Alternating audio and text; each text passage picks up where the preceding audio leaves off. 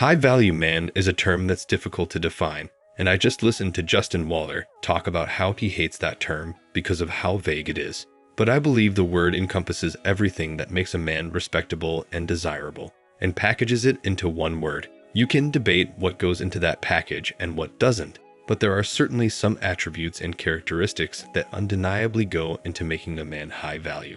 Your physicality is one that lies at the base of the man you are.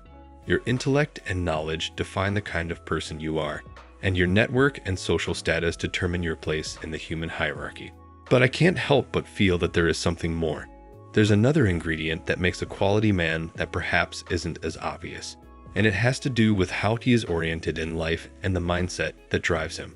With women, here is the number one skill of a high-value man that sets him apart from all other men.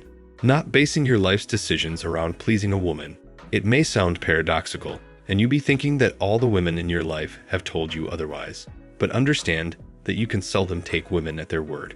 Women have the instinct to lust for a man that can protect and provide, someone on his own purpose and grind, unperturbed by the petty trivialities of life. Here's an analogy that will help you see things from a woman's perspective. Women are like sailors standing on the shore, facing a vast open sea and wanting to travel and explore it. They want to see the water, the animals, and the islands, but there are ships all around, and they face the paradox of choice. The sailor is the woman, the sea is the world, and the ship is the man. She wants to make up her mind about which ship to board that will give her the most exciting experiences and journey. She's looking for a man she can latch onto and get a commitment out of, just so she can safely see the world through his lens and help him on the journey. She doesn't want a man that is all about her and bends to her every whim. She doesn't want a man that burdens her with decisions from small to great. She doesn't want a man that is easily thrown off track by a woman, even if that woman is herself. That is the antithesis of what a man is supposed to be, and there are very good reasons why she may suspect your masculine resolve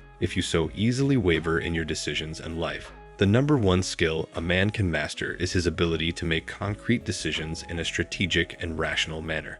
This is what defines masculinity, to be a towering lighthouse that is firm when the waves crash, and shows the way to stranded and helpless individuals. If you're someone that thinks you can center and curate your life around a woman's wishes and wants, you will slowly but surely lose her respect and then her love for you. A quote comes to mind that fits perfectly here. Women are just the cherry on top of life. You should have already built the cake when she arrives. As a man, you should always be oriented towards something bigger than your woman, and even yourself. Your purpose should drive you and give you a direction in life that is unshakable.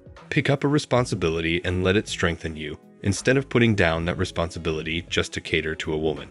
Trust me, no one in the world respects that, even though they may say so. To make it even clearer, imagine a scenario. Let's say you're a soldier ready to depart for a fight mission. Your country is under attack, and forces are being gathered to heroically defend your motherland. You are standing at the door, and your wife is crying at the prospect of losing you. You face the possibility of death on the battlefield, and of potentially widowing your wife. But you are being applauded and admired by society for your indomitable courage in the face of the enemy. You finally hug your family, which may be your last time. You get up and start to walk out the door. You have all the equipment on you as you move toward the door. Your wife and children are crying and pleading with you not to go. You look at their eyes and the missions ahead, and then back at their teary eyes. You finally decide it's not worth it. You decide not to go. You drop your bags and move back to your family, consoling them and telling them you're not going. What do you think your wife will think of you? Sure, she might be happy at the moment, but what will her gut instinct tell her about you? Do you think she'll respect you more for giving up on your masculine purpose just to please her? No. The world does not so easily forgive male cowardice, and your woman will eventually resent the fact that you changed your mind at the last minute and walked away from an opportunity to become a courageous hero for her. You will no longer be a shining example of bravery for your sons, and your wife will start to lose respect for you as you walk back to your room away from your responsibility as a man. Whether you agree or not, men are valued for what they do and what they can provide. They are valued for what purpose they are on and the direction they are on. No one respects a man that changes and molds his life according to the wavering whims of the people around him. The only way to reclaim your masculine energy is to do the needful regardless of what others say, especially women. What defines a man is his ability to think straight despite the hazy fog of emotions. This characteristic and his ability to bear responsibility are what make men respected by men and admired by women. The moment you forego it for a lower purpose is when you start to devolve into a cowardly and flimsy man that can bend his rules and purpose just to please others. The society you live in teaches men the very opposite of this message, and that is why it is more important than ever before to understand and apply it. Men are told to tame down and soften up to accommodate others' demands and give up their own life purpose. Their masculine and competitive nature is torn down in favor of utopian ideals. This is the tide of the time that you must fight against.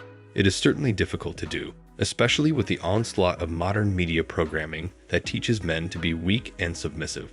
But once you understand what the alternative is, you will never desire to give up your masculine imperatives, even though it may involve pain, suffering, loss, and even death. But fighting this barrage of weak social messaging requires men to have a resource of wisdom that guides them on their masculine journey. That is why this channel exists. It aims to give you the knowledge and experience in minutes that it took me years to gather.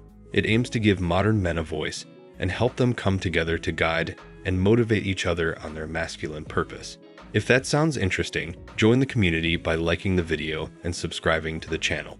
There's a lot more content in the pipeline that you can't afford to miss. See you in the next one.